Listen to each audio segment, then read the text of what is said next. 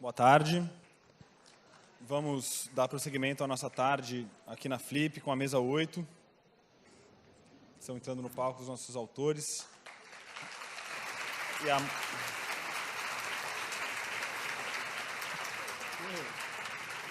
Bom, essa mesa está sendo transmitida pela internet, pelo site da Flip. E, como vocês sabem, vamos fazer perguntas aos autores aí com os papeizinhos que estão com vocês. Essa mesa livre como um táxi, tem uma espécie de coringa como título, então quase tudo é permitido. Ela tem o apoio do British Council. Muito obrigado.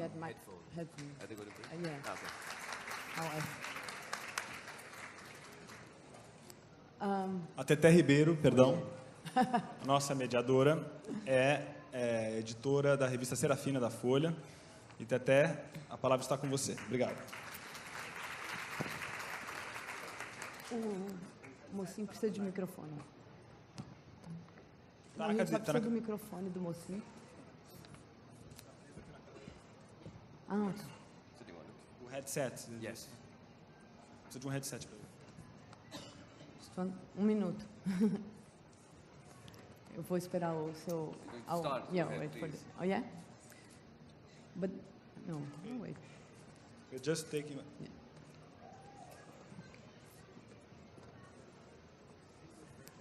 Yeah. Yeah, right. Thank you.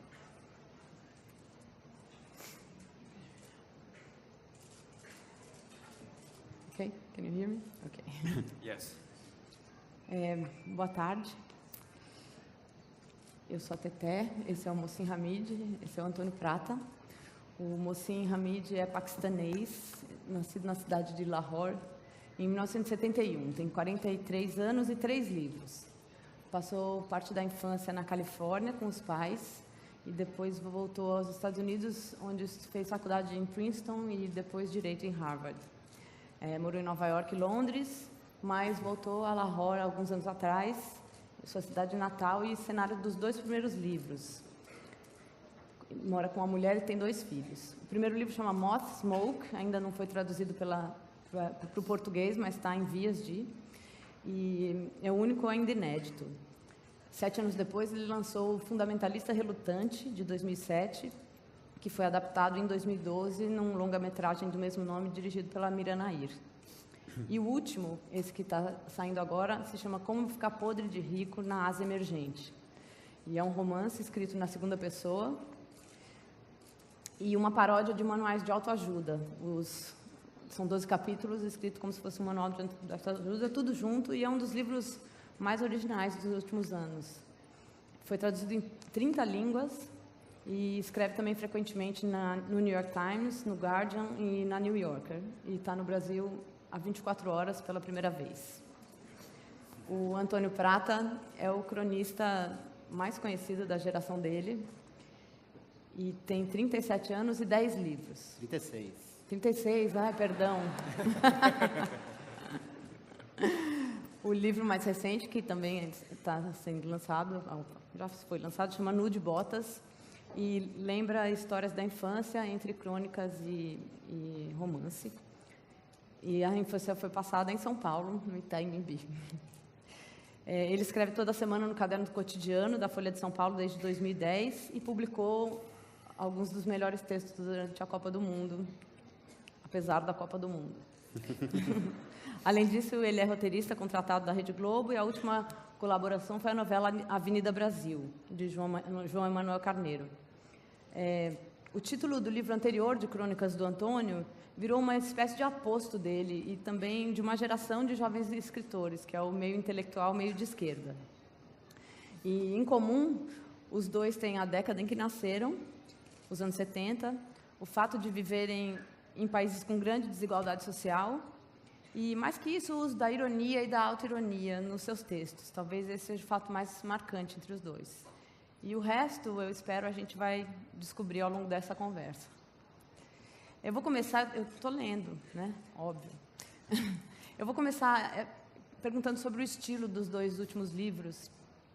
O Mohsin Hamid escreveu esse último livro, Como Ficar Podre de Rico, na segunda pessoa, que é bem pouco usual, então o leitor é o protagonista, de certa forma. Ele se refere a você, você, você. E ele não tem nome e se relaciona com pessoas que também não têm nome, num país que não é dito qual é e nem a cidade. E, além disso, o livro é escrito como se fosse um manual de autoajuda. E eu queria saber de onde surgiram essas ideias e por quê. E por que dificultar a sua vida na hora de escrever um livro? Well, first of all, it's lovely to be here in Brazil. It's my first visit, and I'm loving my stay. Thank you all for coming. The How to Get Filthy Rich in Rising Asia, it began as a kind of joke. I was in New York and at a party, and I was talking to a friend of mine who was an editor, and we started talking about how sometimes reading literary fiction feels like hard work. You know, it's working on a novel, you're reading it, it's very difficult. And we do it because it's good for us. It's almost like self-help. And I joked and said, my next novel will be a self-help book, and he laughed and I laughed. And I went back to Pakistan and I thought about it some more, and I couldn't lose this idea because I felt that why do I write novels? It's weird, you know, to sit by yourself in a room for 7 years, making up these imaginary people and characters. Maybe it's a kind of self-help for me as a writer to write novels. And then I thought, even why do you read novels? It takes you beyond yourself in a way. So I started thinking that maybe there is something in the notion of it really being self-help. And then that became this novel. And the second person, in a way, I've always thought of storytelling being related to the second person. When you're a child and you're playing a game and you say, you know, you're a pirate and I'm a shark and you're on a boat and I'm going to chase you. Children tell stories with themselves as characters. And I think when you read a novel, in a way, it blurs the character of the writer and the reader. You know, when we read a novel, it's sort of the one moment in your life when a human being contains two human beings inside them. There's the reader who's reading the book, but also the writer whose words are inside you. And this idea of having two people inside you was something I wanted to explore, and the second person let me do it. E, Antônio, por que crônicas? Crônica é um estilo de literatura que até surgir a sua geração e principalmente você, estava um pouco desmaiado, né? Não morto, mas certamente desmaiado. Antes do seu nome surgir como um cronista, os últimos cronistas de que a gente tinha notícia, assim, que tinham realmente feito sucesso, eram pessoas que hoje em dia já estão muito velhas ou até já morreram, né? Eu acho que o único cronista vivo, muito grande, é o Veríssimo, talvez. Da onde surgiu a ideia de escrever crônica? Bom, lá em casa o estilo estava bombando, né? Meu pai é cronista. E eu não sei, não foi uma coisa deliberada. O primeiro texto que eu escrevi na vida foi uma crônica. Eu escrevi a rua em que eu morava, a rua que é o cenário do Nu de Botas, ia ser demolida para passar a Faria Lima, né? Quando o Maluf fez a extensão da Faria Lima. No final nem foi derrubada, mas eu achei que ia ser. E aí eu escrevi um texto com lápis verde, lápis de cor verde, assim, no papel, sobre umas lembranças daquela vila. E entreguei esse texto para minha mãe e para minha irmã e fui tomar banho. E quando eu voltei do banho, elas estavam chorando. E eu achei legal aquele negócio de mulheres chorando por causa de alguma coisa que eu escrevi e tal. Então foi uma coisa meio intuitiva, assim. Eu falei brincando que lá em casa o estilo estava bombando, quer dizer, brincando não, é a sério, mas eu não sei o quanto isso tem a ver com eu ser filho de um cronista, né? Agora, eu acho curioso também que o estilo não seja mais escrito, né, pela minha geração. Tem poucos, eu acho que tem ótimos cronistas, mas pouco. Enfim. E eu acho que eu comecei antes da gente fazer a leitura. Vamos fazer agora? Eu acho que é a melhor coisa a gente eu esqueci de agradecer também. Obrigado a todos por virem. Obrigado a Flip por me convidar. É um prazer estar do lado do Mocin também, que eu não conhecia, e li os 2 últimos livros dele. E eu li falando, nossa, vai ser um cara muito diferente de mim nessa mesa, como é que a gente vai fazer? Eu falei, eu me sentia, eu falei, sempre fui paquistanês. Quando ele descreve a família dos personagens e o cenário em que se dão as histórias dele lá, é curiosamente parecido com uma família de classe média em São Paulo. Talvez, porque, como já dizia o filósofo Mano Brown, periferia é periferia em qualquer lugar. Né? Então, eu acho que a gente podia ler um trecho agora, até para o público conhecer um pouco, quem ainda não leu o livro do Mocinho. E acho que a gente podia começar por ele. O que você acha? O que você acha? What do you think? Let's do this. Yes.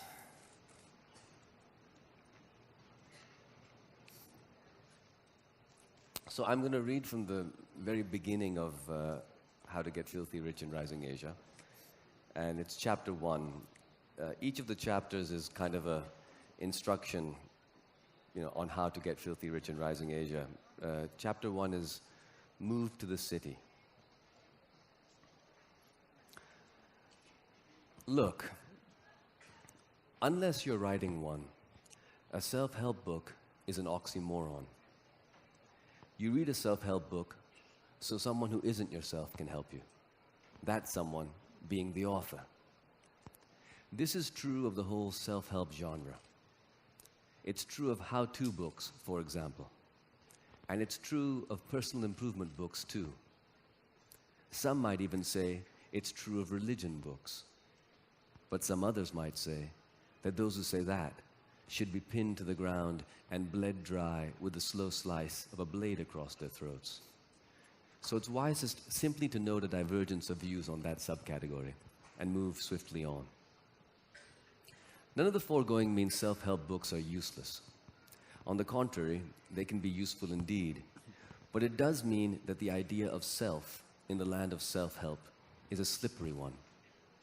And slippery can be good. Slippery can be pleasurable.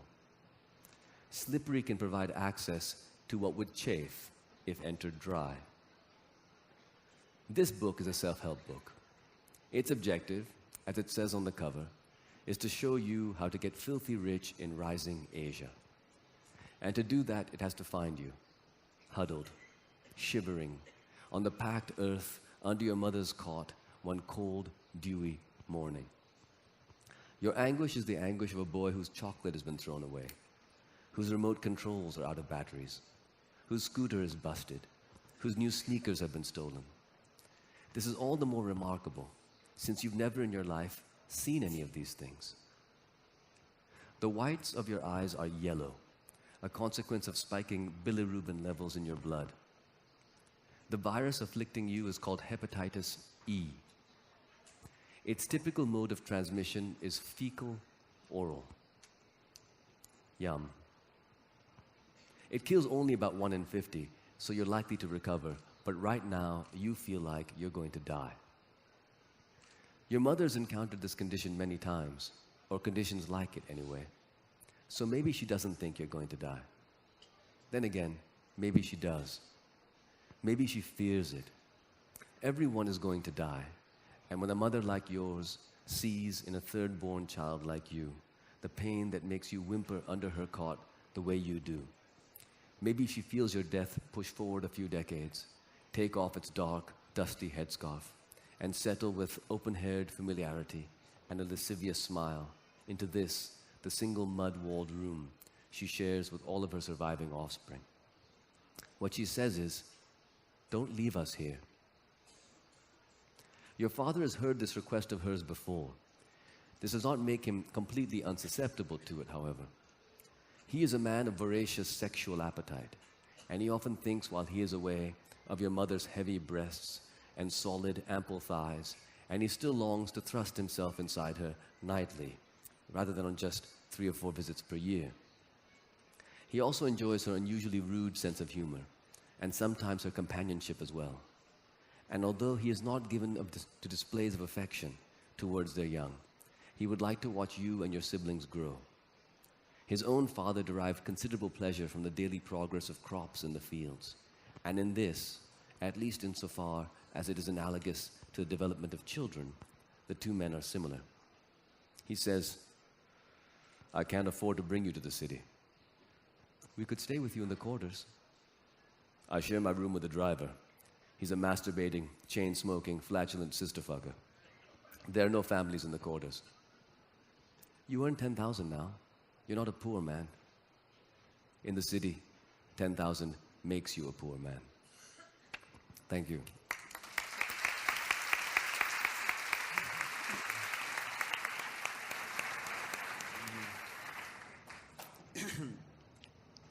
Difícil ler depois de você. Vou fazer o possível para ler direitinho isso. África. Se você for sempre reto aqui, sabe onde chega? Aonde? Na África. Mentira. Sério. Meu tio que me contou. Eu e o Fábio Grande ficamos um tempo calados, os pés na areia, os olhos no horizonte, recordando tudo o que já havíamos visto em livros, filmes e programas de televisão sobre o continente negro. Tem leão na África, eu disse. Tem girafa também, e rinoceronte. Depois de mais alguns segundos de silêncio contemplativo, o Fábio propôs. Vamos lá? Estávamos na ilha de Taparica, com a família do meu vizinho. Fábio ia para lá todo ano.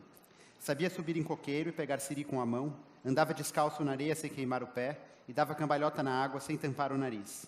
Me passava segurança o suficiente, portanto, para que eu topasse a expedição transatlântica. Não sabíamos a que distância estávamos de nosso destino. O tio do meu amigo havia dito apenas que, indo sempre reto aqui, dava na África, sem entrar em maiores detalhes. Então, resolvemos nos precaver. Passamos em casa para pegar as pranchas de isopor e, após 20 minutos e um rolo inteiro de fita crepe, conseguimos colar uma garrafa de lindóia na frente de uma delas. Tudo pronto. Estava claro que ultrapassar as ondas seria a parte mais difícil. Se conseguíssemos vencer aquela espessa barreira de espuma, o resto da jornada, a se julgar pela aparente calma do mar aberto, seria bico.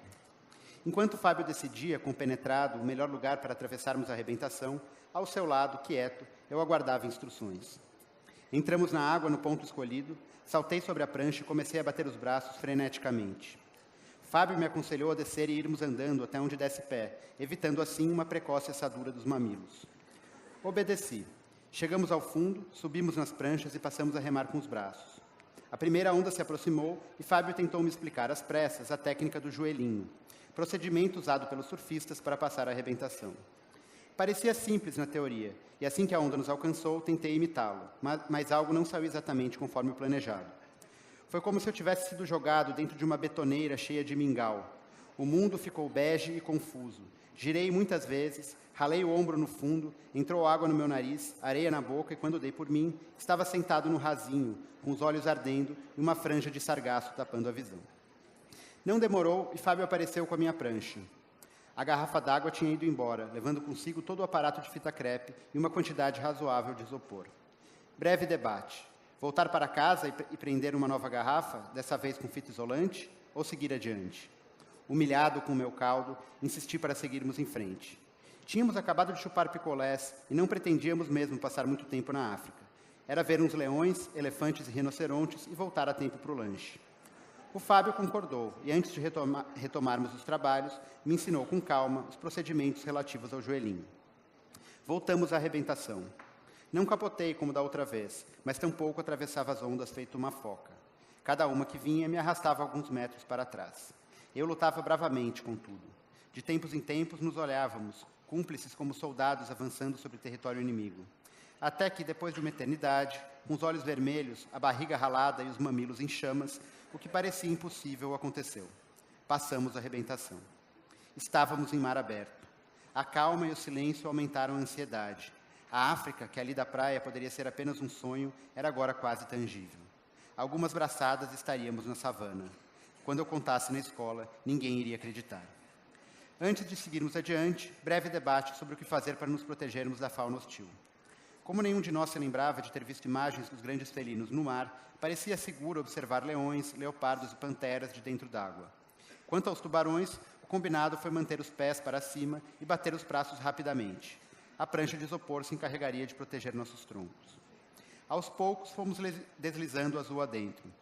Os sons da praia foram ficando cada vez mais distantes. O frescobol, a buzina do sorveteiro, vozes de crianças, a matraca do vendedor de tapioca, alguém que gritava, Fábio, Antônio, Antônio, Fábio. Opa! Com água nos joelhos, a mãe do meu amigo andava de um lado para o outro, abanando os braços. Parecia muito alterada. Estava acompanhada pelo tio do Fábio, a avó e mais uma meia dúzia de banhistas. Todos nos acenavam. Será que algo de grave havia acontecido na terra?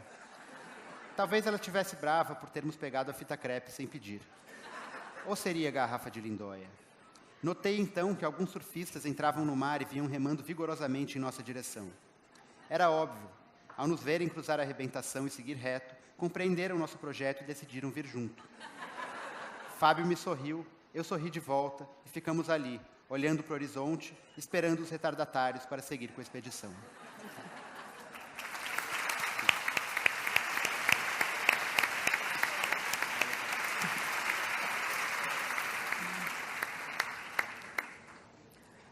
Antônio, o seu livro é uma biografia, é tudo verdade? O que você escreve é verdade? Não. Eu fico feliz que você acha que é uma biografia, porque significa que ele funcionou. A função da literatura é fingir que aconteceu, né, eu acho. Nesse livro, eu anotei, assim, eu quis escrever sobre a infância e eu anotei muitas lembranças que eu tinha. Mas elas eram flashes, elas eram como peças de um mosaico, assim, que você vai desenterrando numas ruínas, né? Então eu tinha assim um desenho de um braço aqui, um pé ali, e eu tinha que preencher esses desenhos. E o preenchimento foi feito com ficção. E isso nas lembranças que eram fragmentárias. E também nas lembranças que eu tinha inteiras, eu não tenho como dizer que são outra coisa senão ficção, porque uma lembrança dos seus 3 anos de idade, né, que te garante que aquilo aconteceu de fato. E também tem uma boa parte do livro que é inteira ficção. Assim, tem partes do livro em que eu sentia que eu tinha que explorar mais o tema. O livro, na maior parte dele, ele é engraçado, ou pelo menos é essa a intenção, e aí tem uma hora que tem um vizinho que toma um tiro. E é uma parte muito séria do livro. Eu achava que ficava esquisito, ficava meio banguela, assim, aquele livro com histórias leves e tal, e de repente uma criança leva um tiro e tal. Então eu criei mais histórias para essa área do livro, para poder escorar aquele peso dramático no meio de criancinhas indo para a África nado, né? E, então é um misto de ficção e de realidade. E eu também acho que a crônica, assim, isso sobre o livro, que a crônica... mesmo quando o autor fala de algo que aconteceu, é ficção, porque esse acontecimento é trabalhado literariamente. O que você diz e deixa de contar, o olhar que você tem, o que você finge que sentiu e tal. E outras vezes ela é inteiramente ficção. O cronista se coloca como protagonista de uma situação que ele inventou e que não aconteceu. Ele não estava na padaria quando entrou uma senhora e blá, blá, blá. E tal. E mesmo as crônicas da Folha, que são publicadas no Caderno Cotidiano, você considera uma crônica de ficção? Considero, sempre de ficção. Eu faço uma diferença, assim, se eu vou cobrir as crônicas da Copa que você citou, se eu vou cobrir a Copa, aí eu não vou inventar que eu estava lá, foi 7-1 para a Alemanha, ninguém vai acreditar. Ali eu tenho que falar, assim, ali eu estou fazendo uma crônica mais jornalística, né? Então ali eu me mantenho aos fatos e tal. Mas a crônica do cotidiano normal, grande parte das vezes, é toda inventada. Mocinho, os seus livros são livros de ficção, romances de ficção, mas parece muito de você. No livro anterior, O Fundamentalista Relutante, a descrição da infância do protagonista, um jovem de uma classe média que está perdendo um pouco o poder aquisitivo, parece muito com a descrição da sua vida, e também talvez o começo do Como Ficar Podre de Rico, não é da sua, mas parece que tem muito de você. Tem mesmo? E como foi a sua infância e a sua adolescência? In The Russian Fundamentalists, the main character is from a family that used to be quite well off, and over the generations, the property is divided and they become less and less well off. And in a way, that's, I guess, similar to my own upbringing. And the main character goes to America to study. I went to America to study. And he goes back to Pakistan. I live in Pakistan. So there are obviously some similarities. But one of the big differences is that in The Reluctant Fundamentalist is a novel about a man who, he's living in New York, he grows a beard, he goes back to Pakistan, and And why he goes back is the story of the novel. And he feels he has to choose. He has to be either American or Pakistani, either this or that. And the big difference between me and that character, among the differences, is that, well, firstly, I went to America as a child. My father did a PhD in California, so I spent 6 years of my childhood in California. And then when September 11th happened, I'd been living in America for a long time, so about half my life had been in America, half my life in Pakistan. So I was half and half, unlike this character in the book. But more than that, I think I'm somebody who has come to believe that it's better not to pick, that you don't have to choose you're Pakistani or you're American or you're this or you're that. That in fact, when we try to pick one side of ourselves, usually we do something monstrous to ourselves. And it's better just to be a mongrel, to be a mixed, dog, because it's truer to what you are. And in that way, in a sense, writing The Reluctant Fundamentalist, it wasn't really my story, but it was, in a way, allowing me to imagine a story that perhaps I could have gone on, so that I could make more sense of the story I actually did go on, which is a very different story. E o seu livro, Filthy Rich, é livro de autoajuda. Você acredita que a literatura autoajuda? Well, in a way, I think, well, first of all, I think stories are self. So, what is the self? Who is Mohsen? Who is Antonio? We're stories that we tell each other. When we were hanging out before, we talked about what we'd written, where we'd lived. And this story that we tell about ourselves is who we are. In a way, if you think the human body is like this biological machine, like a television set. And when it's turned on, a sort of show appears. And that show is the story, and that story is the self that we talk about when we talk about ourselves. And we know the self is a fiction. Our religions tell us that your self is a fiction, and modern contemporary neuroscience tells us that the self is a fiction. But what does that mean? It means that it's convenient to have a story about who you are, but you shouldn't believe the story entirely. So my story about myself is I'm a really good guy. I'm nice, easygoing, friendly, lovable. And then sometimes I behave like a complete ass. And that doesn't fit the story of me, because the story of me is not entirely true. And so when we talk about literature, in a way, if the people that we are, the stories that we tell about ourselves are fictional, are partly made up, then stories for us are like mirrors, because these made-up stories are a bit like us. And I think it's for this reason that throughout history we've had stories, and religions have communicated in stories. And then the idea of the self-help book. Self-help is the dominant writing form. I mean, you write for a newspaper, but much of your newspaper will have essays on, how to have six-pack abs, how to live to 100, how to give your mate, 20 orgasms in half an hour. And, these are narcissistic kind of self-help. I think the problem with narcissistic self-help is the self is temporary. We're all going to die. So the more invested we become in the self, the more frightened we become. And the market is about self-interest, our contemporary society is about self-interest. So self-help actually is a self-defeating concept. What we need instead, I think, is self-transcendence. How do you not be so obsessed with the self? And that's where I think literature is very interesting, because literature is a way to go outside yourself, in a way, to be someplace else, like humor. And these devices, by making us less caught up in ourselves, do have, I think, a certain potential. So in that way, yeah, I believe in self-help, but in an opposite, self-mitigation, maybe. E, Antônio, eu fiz essa pergunta para você antes, você me deu uma resposta totalmente oposta. Você acredita, queria que você reproduzisse aqui, você acredita na literatura como autoajuda? Eu acredito, acho que eu te falei, né, que eu primeiro impacto que teve forte da literatura na minha vida foi me fazer repetir de ano, né? Eu fiz um trabalho sobre Nietzsche no primeiro colegial e resolvi mandar tudo às favas e repetir de ano. Então, no meu caso, foi um autoatrapalho, autodestruição, assim.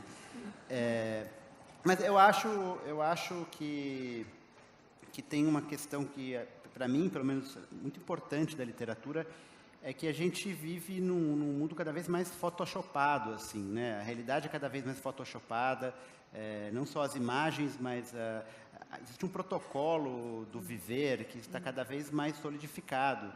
E a literatura é um lugar onde você encontra a vida como ela é, né? Sem os protocolos, sem as censuras, com as celulites que a vida tem, com as estrias que a vida tem, né? Em todos os aspectos.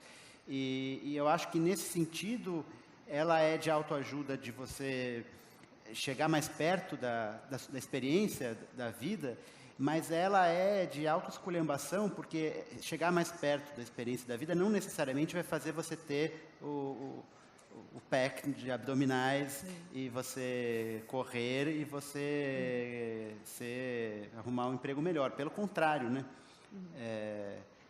Acho que a gente falou de um escritor argentino que respondeu uma pergunta de uma leitora que falou: o senhor é escritor, que livros eu devo ler? Ele falou: nenhum, fuja dos livros. Tem um monte de amigo que lê livros e a vida deles só fica pior, eles são uns canalhas, e são pessoas horrorosas, não leia nenhum livro. Porque é isso, porque a literatura, eu acho que traz a gente para a vida como ela é. E a vida como ela é não é uma coisa de Photoshop e planilha Excel, né? Tem aqui umas perguntas dos participantes. Uma é para você, Antônio, que diz: você não é o Suplicy, mas você vai nos privar do Blow in the Wind? Bom, querer que eu vista uma sunga em cima da calça também, né? Só estou reproduzindo, não olhe para mim. Eu posso fazer uma versão resumida, né, do Blow in the Wind.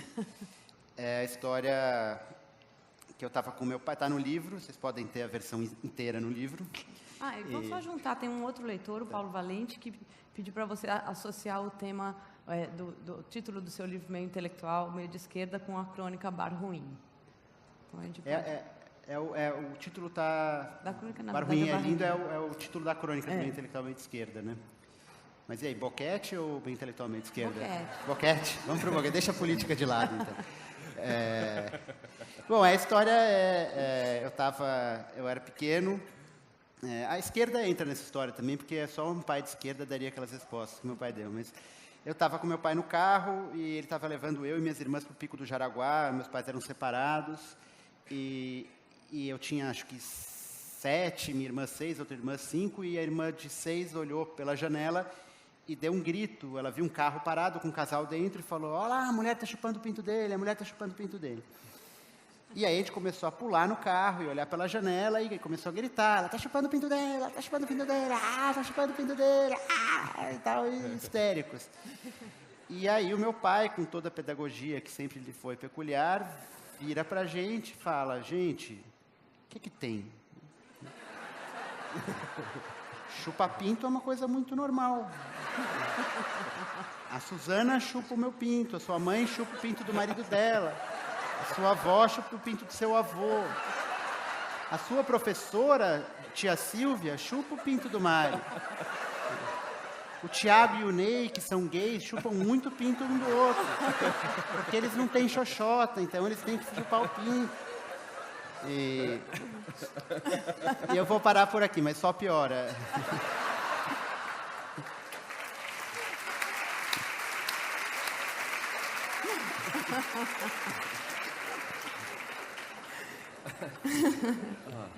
E tem um outro leitor, espectador, que faz uma pergunta para os dois, que é o paquistanês Changer, no livro o Fundamentalista Relutante, e o protagonista, o cara de Meio Intelectual, Meio de Esquerda, são sujeitos ricos, ou pelo menos de classe média, em países pobres. E de que forma isso incomoda ou passa para a escrita de vocês? After you. I want you to transition from the Wiener thing before I speak again, so Okay. I'll let you.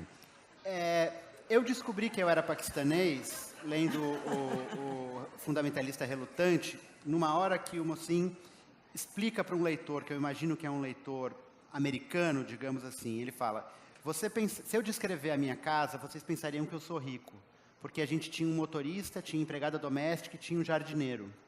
Mas isso é uma família de classe média no Paquistão. Eu falei, opa, estamos em casa, né?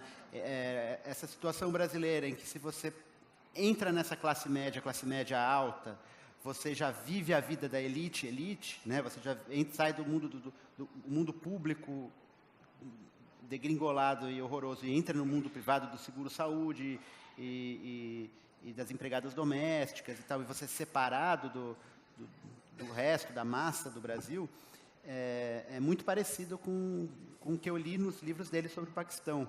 E achei muito interessante isso, dos livros dele. E isso está muito presente nas minhas crônicas, esse estranhamento. O meio intelectual, meio de esquerda, fala sobre isso, sobre o cara de classe média, de esquerda, que quer fazer parte, como ele diz, dessa coisa linda chamada Brasil, né?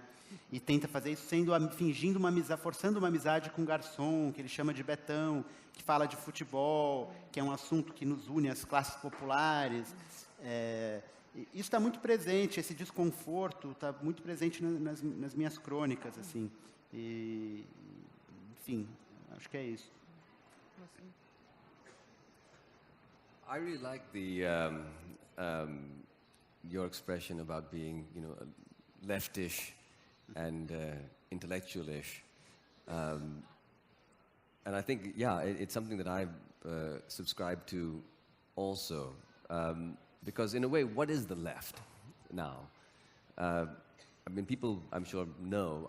I don't. But that said, it's obvious that in our societies, in very unequal societies like Brazil and Pakistan,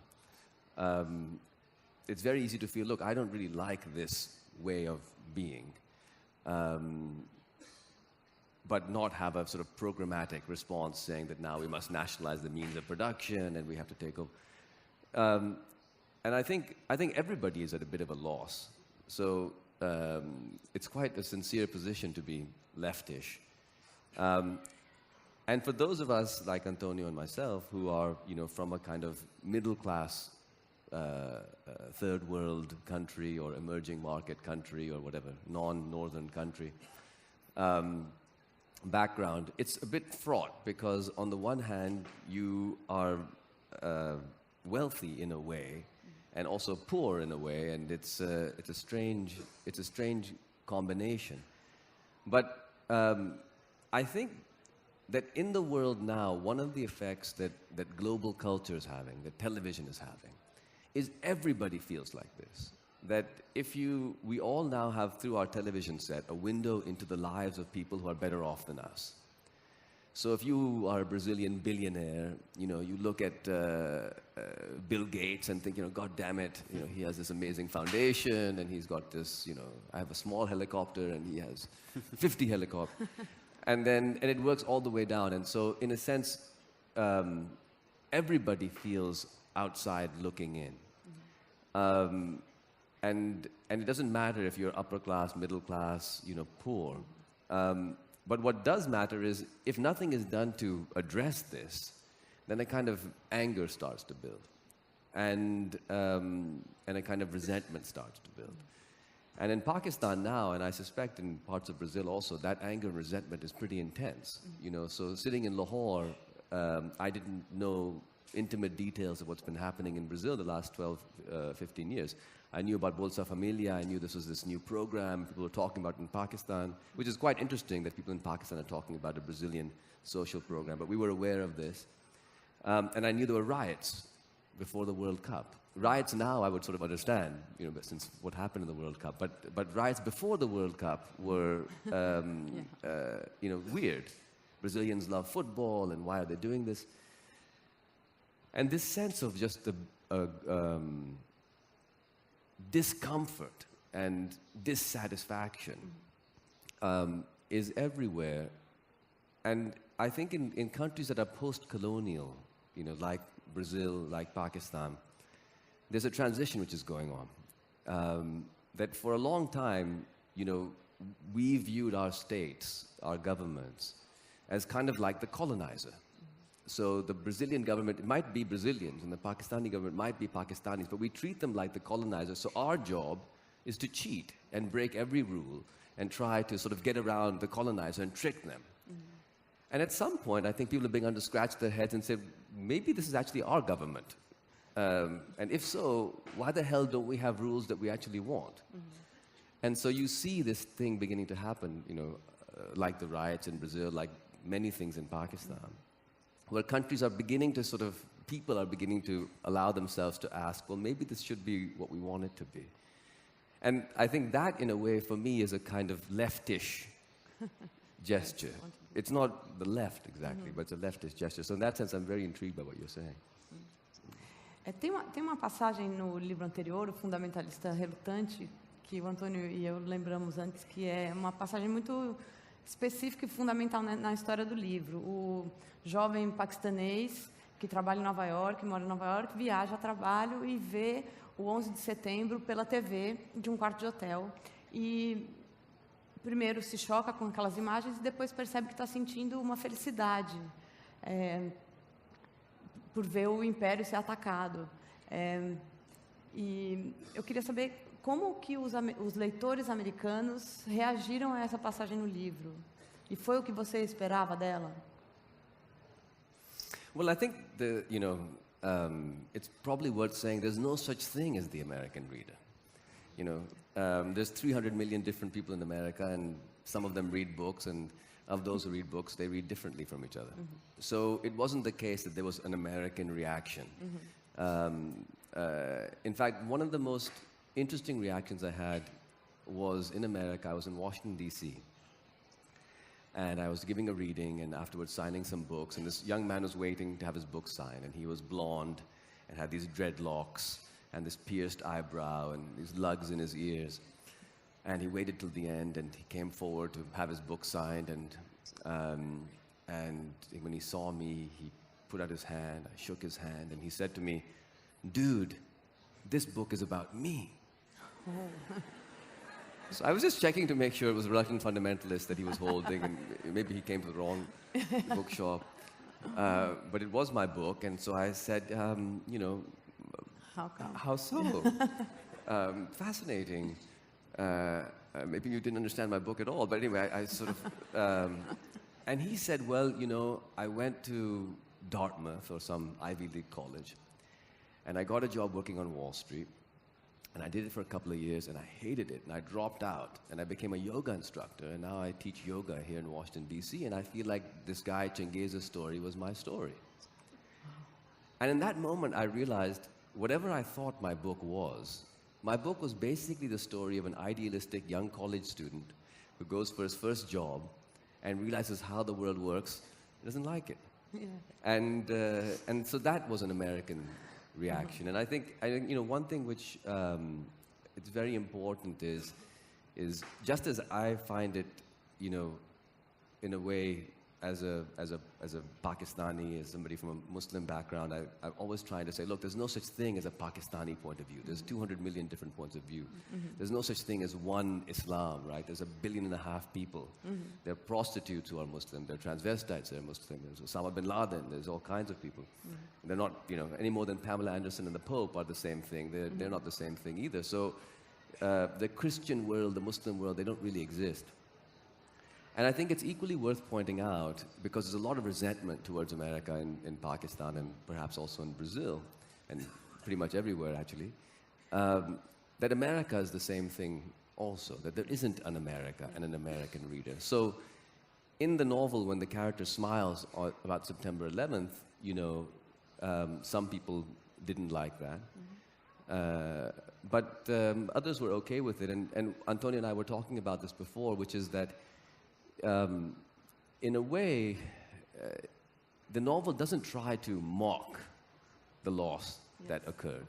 You know, 3,000 of our fellow human beings died on September 11th. And so it's possible to express that a character feels happy about this, without trying to belittle or mock or make fun of or diminish this tragedy. And in that sense, in a way, it's, for me, hopefully, there's a very strong critique, I think, of many American policies and things that have happened in the novel, but also a very strong love for America. There are many things about America that I adore. You know, my first job was in America. I fell in love in America. I've lived in America. So I think it's sometimes easier if you're going to offer a very intense critique to do it from a position of real affection.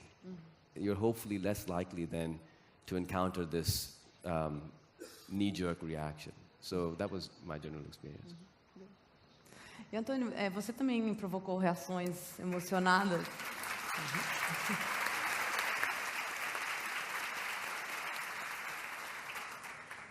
Você provocou umas reações alteradas recentemente com uma crônica chamada Guinada à Direita, publicada na Folha de São Paulo, em que você escrevia, entre outras coisas, que o problema da sociedade eram as bichas e os crioléu. Queria que você contasse para a gente como foi a crônica um pouco e qual foi a reação e a sua reação diante disso. Tinha os maconheiros também, os aborteiros e os índios. Não era só as bichas e o crioléu. Há muito tempo que me incomodava uma posição da direita brasileira e que surge na esteira da ressaca do politicamente correto, de achar que a incorreção política tem algo de vanguardista, né?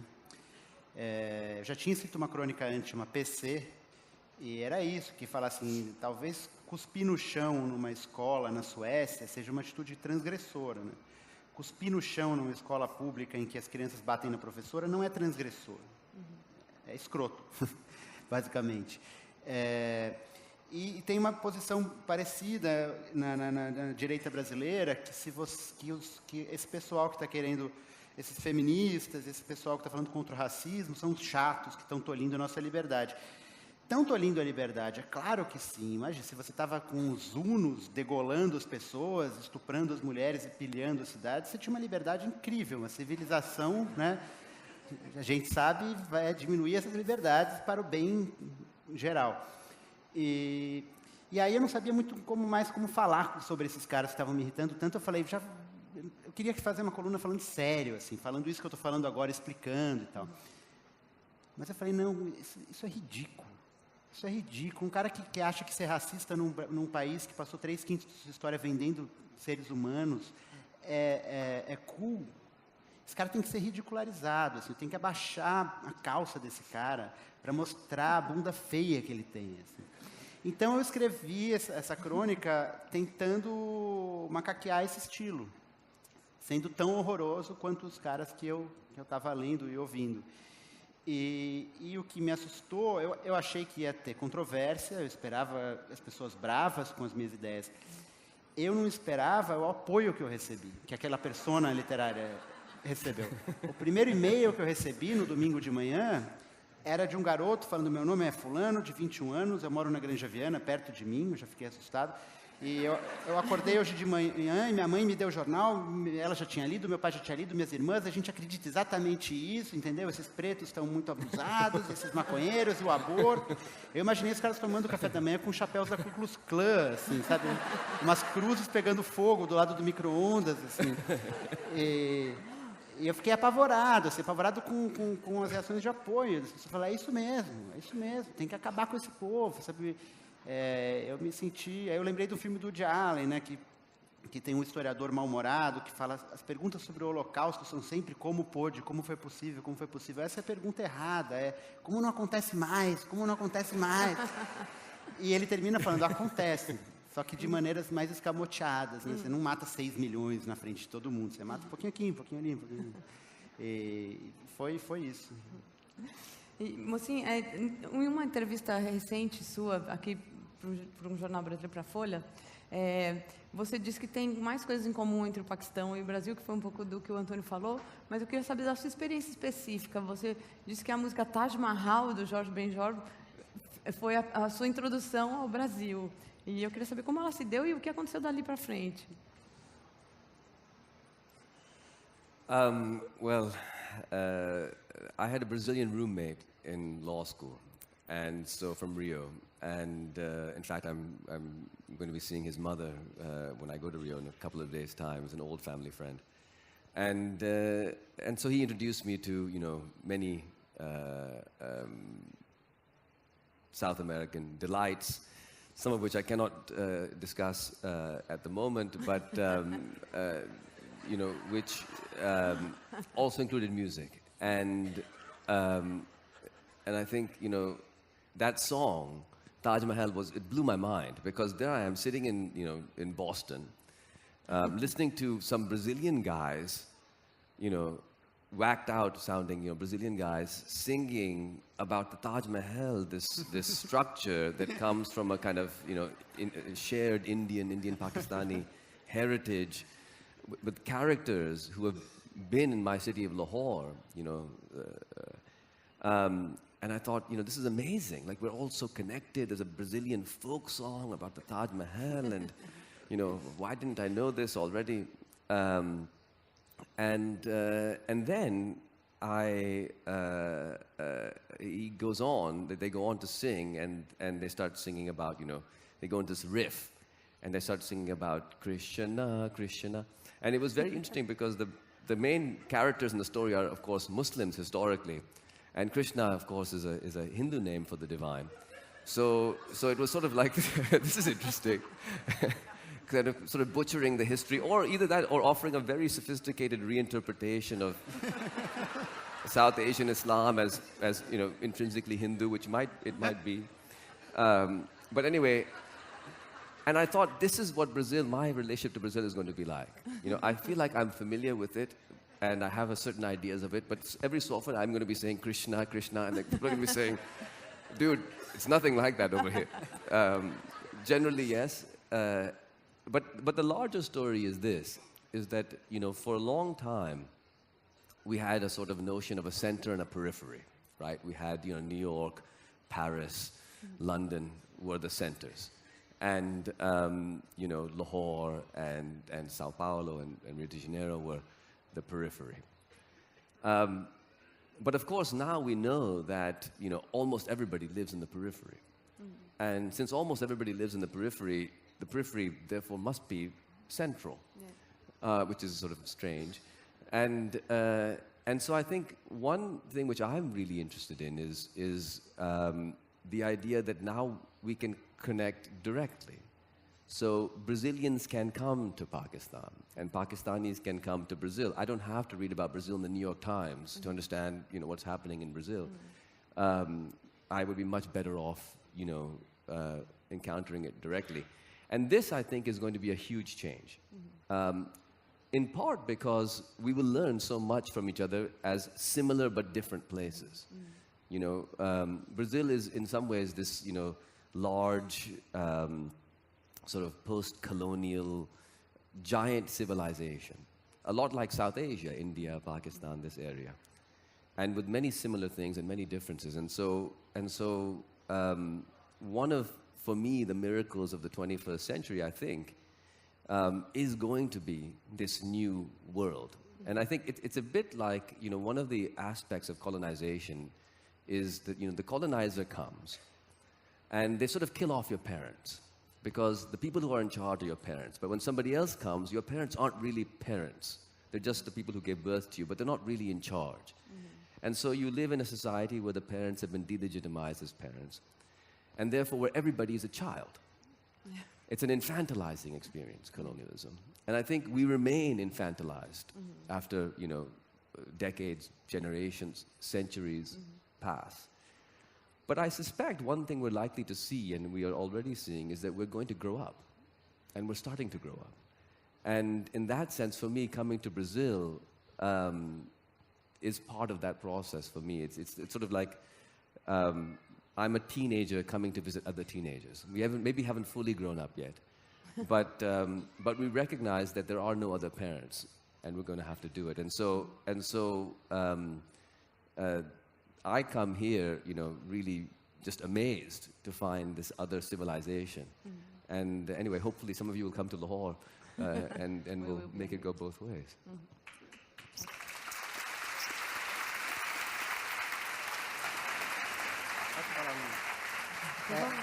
Acho que é muito interessante isso que o Moçin fala sobre essa conexão periferia-periferia. Quando eu comecei a ler o Fundamentalista Relutante, eu comecei a ler o livro, é um paquistanês que está nos Estados Unidos, né? E eu percebi lá no começo do livro que eu estava lendo o livro como se eu fosse americano. Vamos ver este exótico paquistanês, nós americanos.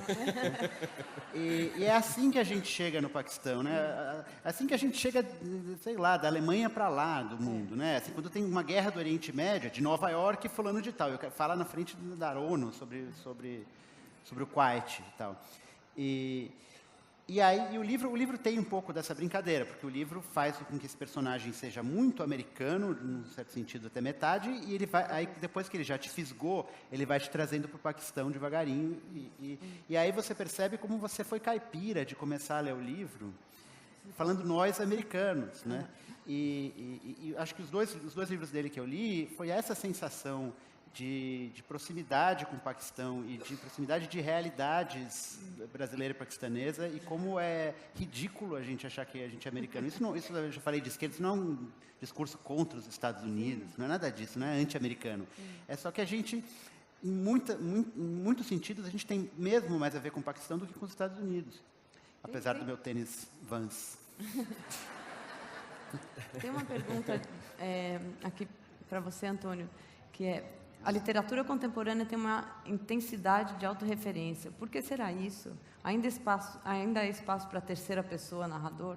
Que eu acho que a gente podia emendar depois com o Ramin um pouco mais sobre a segunda pessoa, mas queria começar com você. Eu não sei, isso é uma discussão muito cabeluda. Eu já fui acusado de só falar de mim mesmo na crônica. Bom, quem eu conheço melhor, né? A crônica é um gênero em primeira pessoa, né? 99% das crônicas são em primeira pessoa. Agora, eu acho uma bobagem achar que falar de si próprio é falar de si próprio, né? Se o cronista faz uma crônica sobre o seu pai, ele está falando de pais em geral, né? Todo mundo tem pai, quem não tem pai também vai entender alguma coisa dali. Então, a literatura em primeira pessoa não é sobre um assunto particular, é sobre um assunto geral, né? Se o cara consegue fazer uma literatura em primeira pessoa que não diz respeito a ninguém além dele, não é literatura, né? Então, eu acho que tem um equívoco aí de achar que falar de si E tem também esse negócio de autoficção, que eu nunca entendi direito também, a autoficção, é como se fosse uma novidade a autoficção, né? Não é tudo autoficção. Vai, Carlos, ser gauche na vida. Ei, olha o Drummond aí falando dele. Né? Por que ele não fala vai, Augusto, ser gauche na vida? Sei lá, eu não entendo muito dessas questões.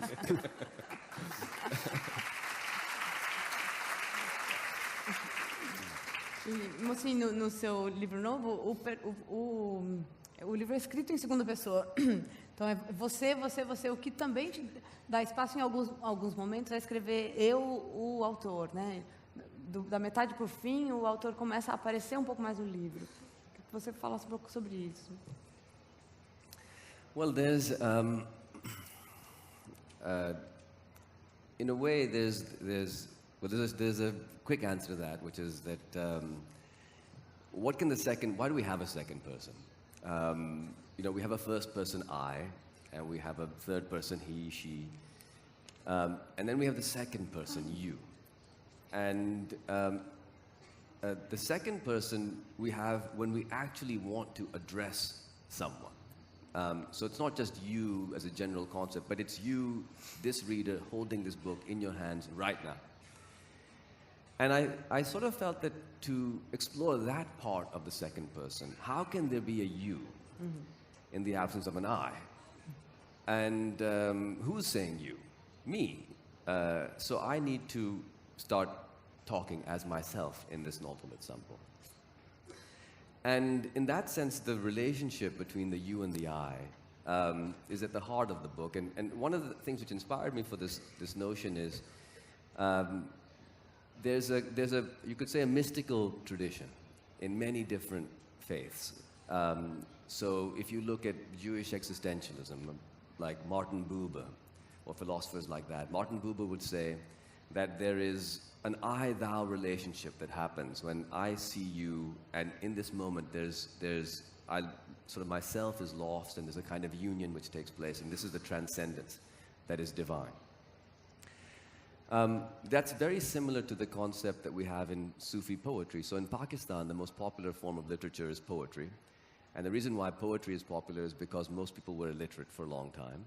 And when people are illiterate, in a way, recited poetry and sung poetry in particular is the dominant literary form. Everybody knows the songs, so they know the poems.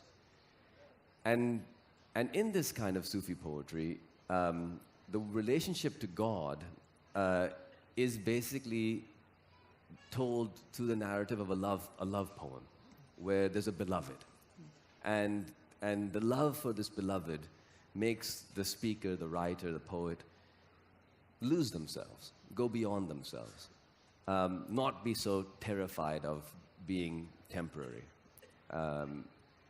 And I kind of wanted to write, in a way, a secular, non-religious Sufi poem. And so the idea of speaking to you and having this beloved that comes about in the novel was a sort of an attempt to take this old traditional way of thinking about the universe, that actually through love, it sounds sort of cheesy, right? Through love we can all be, but it's worth just saying a little bit about it because it's a powerful concept. What's being said is not that I love your shoes, suddenly God and I are one, but because we often use the word love now as a kind of possessive thing. When I say I love you, it means I want you to be my wife, my girlfriend. I love this car. I love, six-pack abs or whatever, and pecs, and that's a possessive love.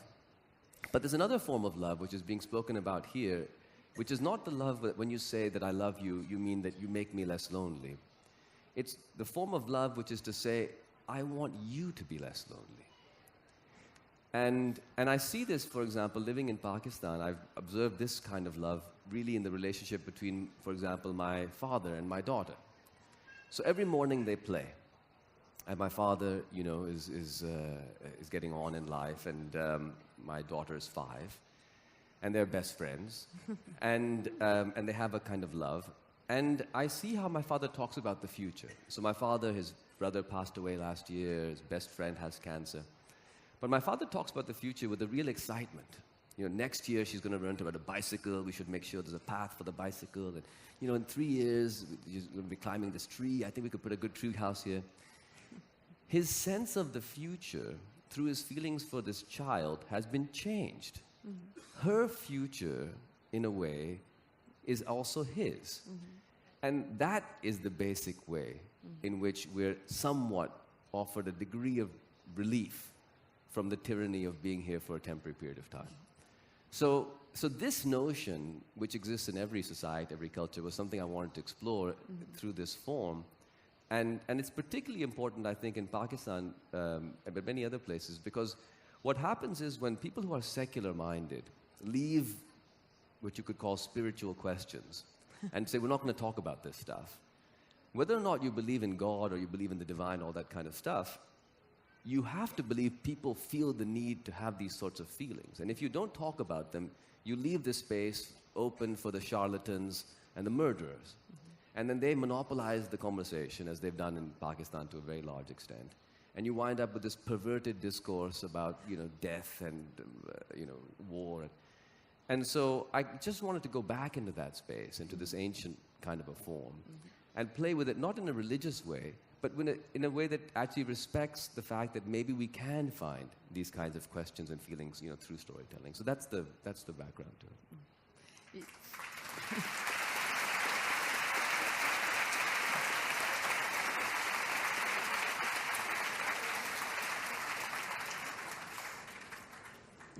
Eu queria aproveitar que você falou isso e perguntar se foi por isso que você voltou a morar no Paquistão, depois de ter morado em Nova York e Londres e ter lançado seus primeiros livros lá.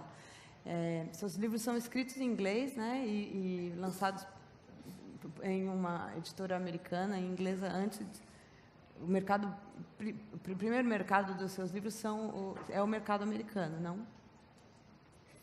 I mean, in a way, I write in English. And I write in English because when I was 3 years old, I went to America. And I spoke Urdu fluently. And then I didn't speak English. When I learned English in America, I went back to Pakistan. I'd forgotten my English, my Urdu. I relearned Urdu at the age of 9. So Urdu became my third language. English was my second language. My first language, which was Urdu, I forgot. So my second language was my first, you know. And so I write in English because it's my best language. And then, you know, the question comes like, you know, what is your market and all this? I mean, I think markets are kind of a business term. I don't really think of myself as having markets, you know, as such. They're very small, whatever they are. But, you know, there are two things that happen. Firstly, I write in English, and for a while there, I started to think, you know, does this delegitimize me as a Pakistani? You know, why am I not writing in Urdu? You know, what is the authentic voice of the... And then I began to feel that actually there's no such thing as an authentic Pakistani. You know, people speak Punjabi, they speak Urdu, they speak Saraiki, they speak Pashto, they speak many languages in Pakistan. And some of us speak English.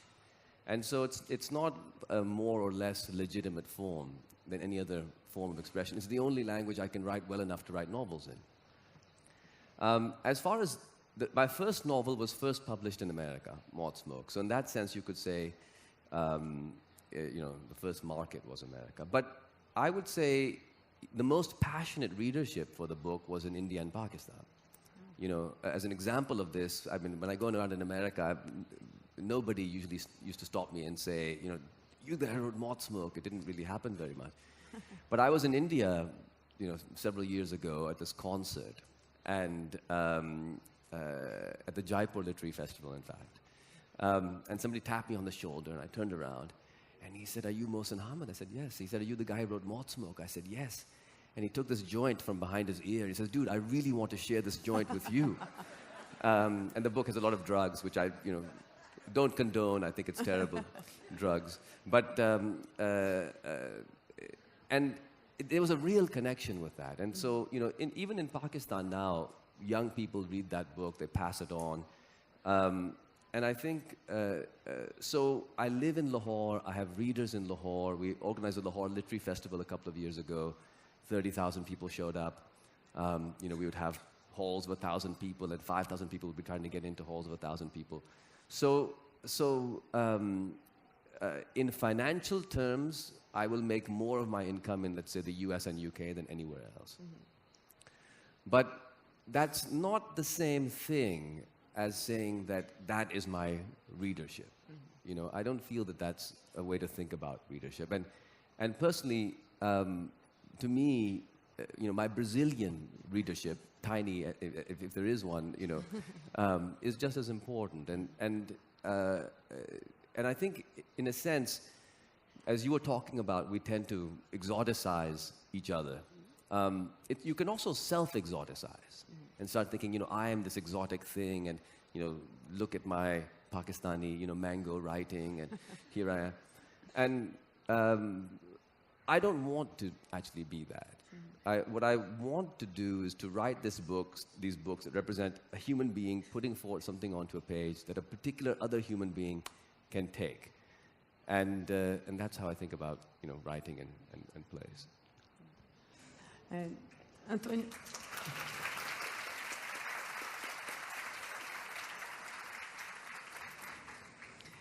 Acho que você pode se espelhar um pouco nessa ideia, pensando que você publica livros, e publica suas crônicas na Folha e escreve novela das 9 na TV Globo, que são mídias muito diferentes e que te apresentam de um jeito muito diferente para o mundo, né?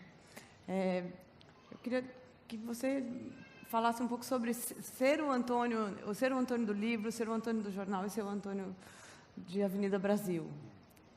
Não são tão diferentes, todos fazem parte do PIG, né? Plano da Imprensa Golpista. Eu não tenho nada com a Veja ainda, mas... É bem diferente, assim. Na verdade, eu digo que eu tenho 3 empregos, né? Eu tenho o emprego de cronista, o emprego de roteirista e o emprego que eu não consigo ir todos os dias, que são os meus livros.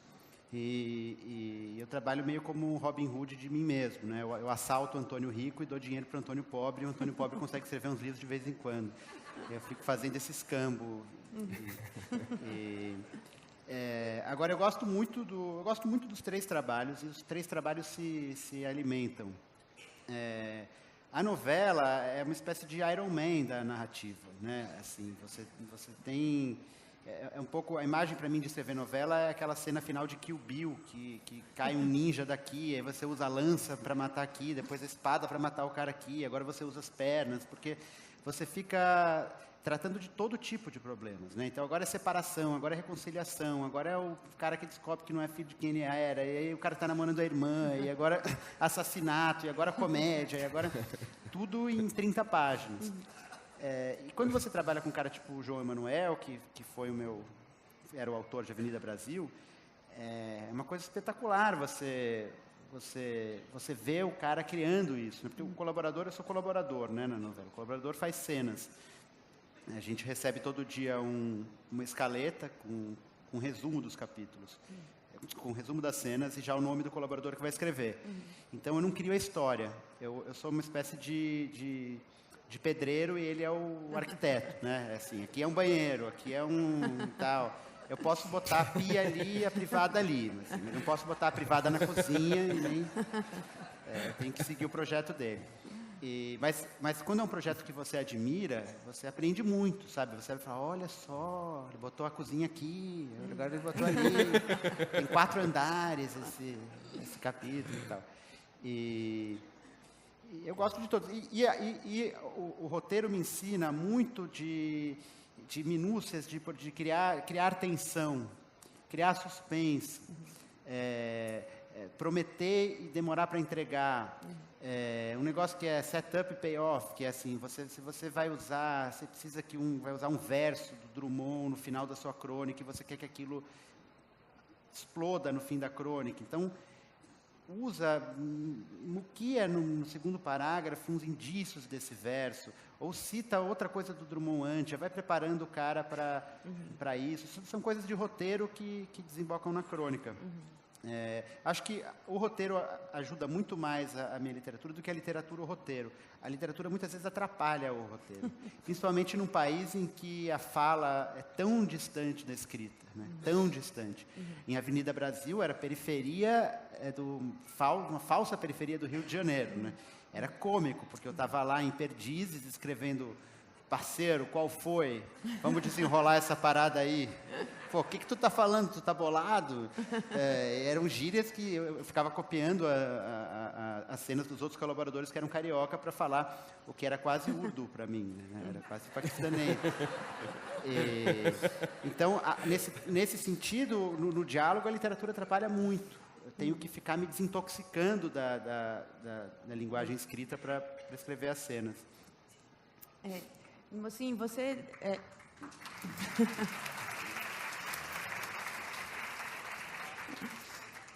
Você tem 3 livros e tem 7 anos entre um livro e outro. O que acontece durante esses 7 anos? Not much. Antonio was making me feel very bad at lunch. He was saying, so, you're 7 years younger than me. How many books have you written? No, he's written 10. I've written 3. São todos pequenininhos, fininhos. And then he was trying to make me feel better. He says, yeah, and I basically, most of the year, I'm spending quite a bit of time working on television. So I get like 2 or 3 free months, where I can really focus on my books. And I was thinking, 10 books, written 3 months a year. It's a bit like there's a story in Pakistan there's a children's story about the baby elephant meets the baby mouse. And the baby mouse says to the baby elephant, how old are you? And the baby elephant says, I'm 3 months old. How old are you? The baby mouse says, I'm also 3 months old, but I've been sick a lot. And I feel like this,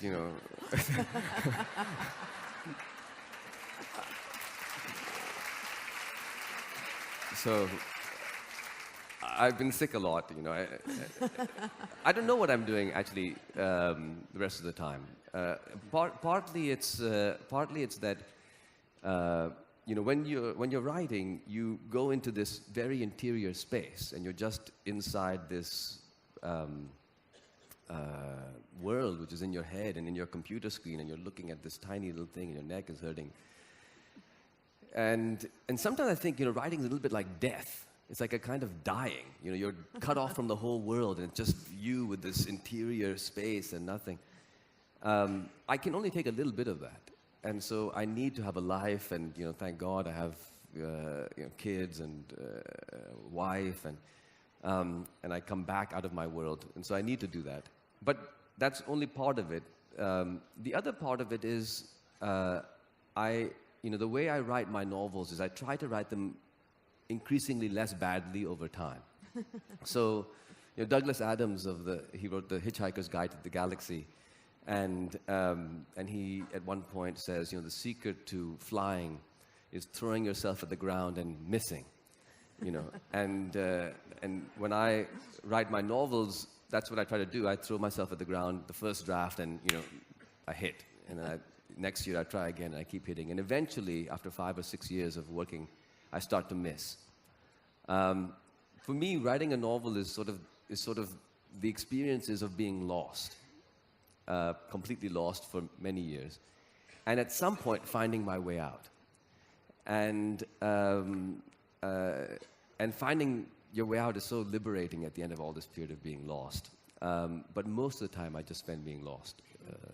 Esse livro...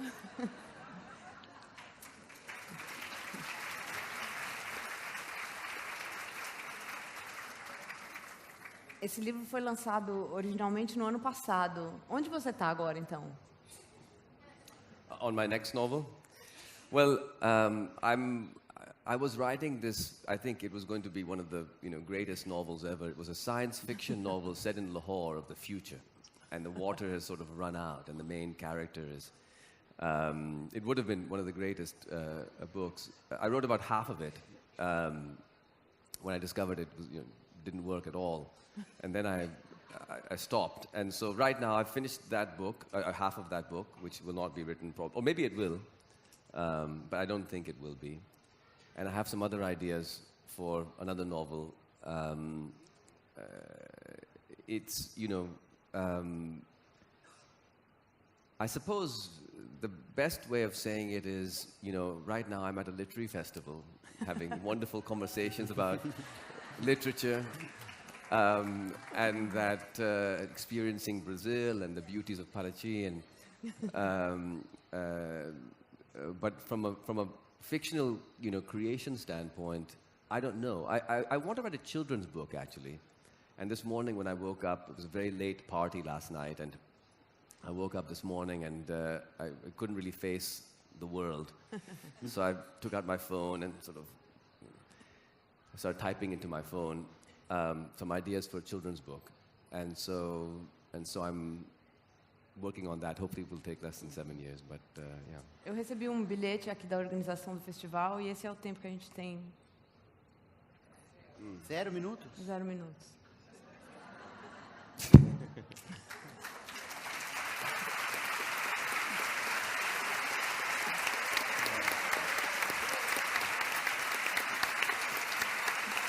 Obrigada. Se a gente não sair...